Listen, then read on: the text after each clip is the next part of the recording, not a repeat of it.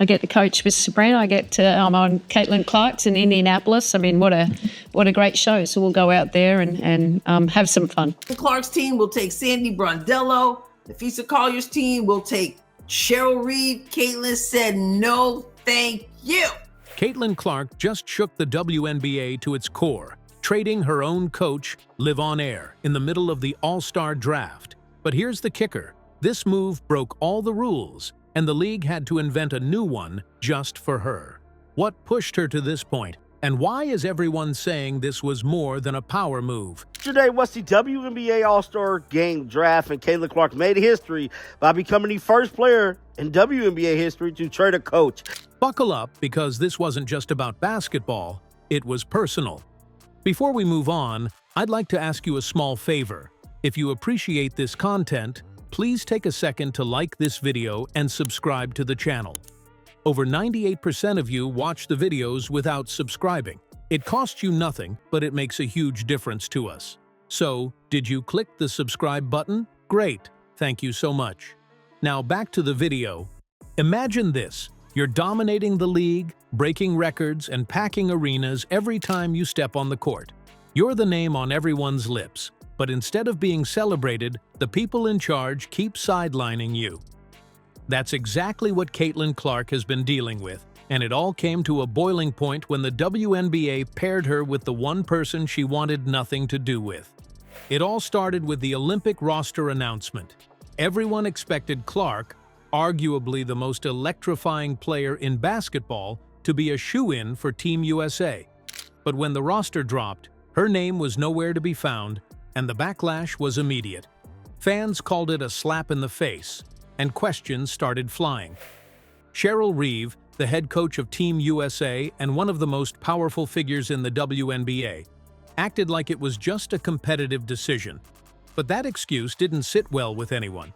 People began noticing how Reeve seemed to not just overlook Clark, but actively downplay her success. I don't want Cheryl Reeve. She didn't want me for the Olympics. I don't want her coaching me for the All-Star game. That's right. It wasn't just about leaving her off the team. It felt personal. Reeve didn't make it any easier for herself either. Over the months, she made cryptic tweets and gave interviews where she seemed to question Clark's defensive skills and even her leadership on the court. While never calling her out directly, her comments were full of that read between the lines energy. Somehow, through all of this, Clark stayed silent. No clapbacks on social media, no public comments, just game after game of sheer dominance. She obliterated records, sold out arenas, and carried herself like the leader everyone in basketball already knew she was. Fans noticed the disconnect. This was the player everyone was rallying behind, not just for her insane on-court abilities, but for her poise and work ethic. But the league? It felt like the WNBA establishment, and Reeve in particular, wasn't ready to fully embrace her.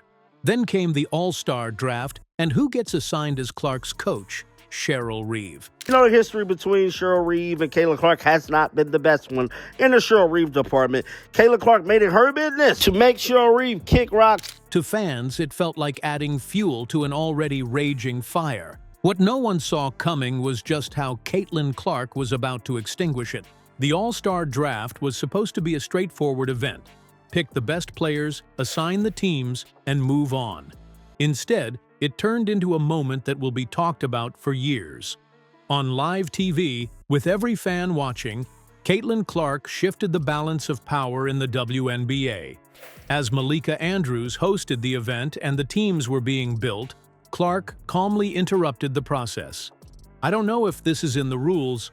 I don't really care," she said, before announcing that she would be trading Cheryl Reeve as her coach.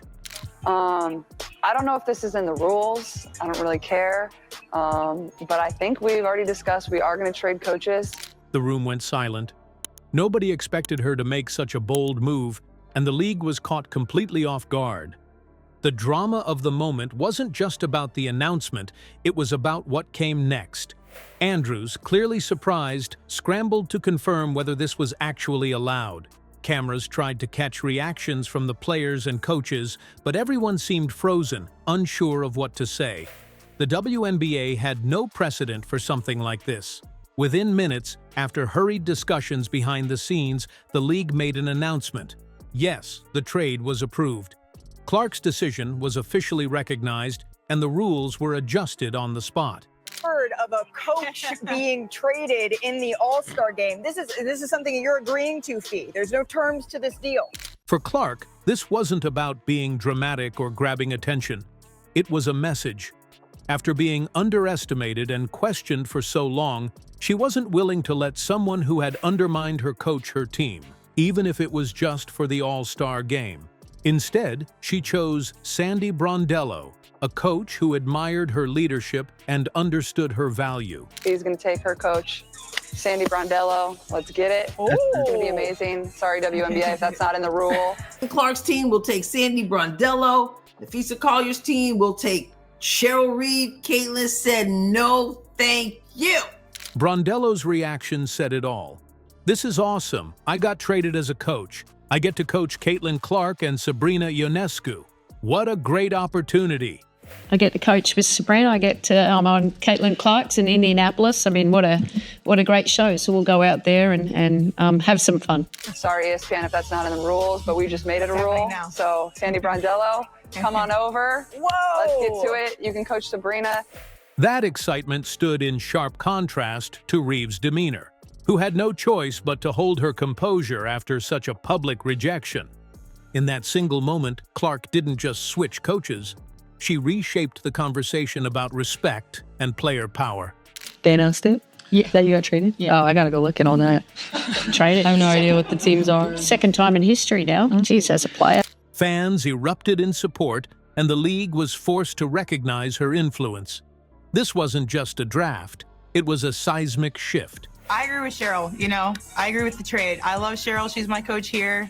And you know what? That's just going to be worse for Team Clark because now we got more chemistry on our side. Caitlin Clark's decision to trade Cheryl Reeve wasn't just a shocking move. It sent a message loud and clear. This was about respect, power, and standing up for what she deserved. And Caitlin Clark don't like the motion offense, bro. Hence why she traded her. Why she got rid of Cheryl Reeve. Caitlin Clark giving the boot to none other than Cheryl Reeve. Now, Sandy Brondello opens up about this whole thing during a press conference. Something rarely seen at this level in the WNBA.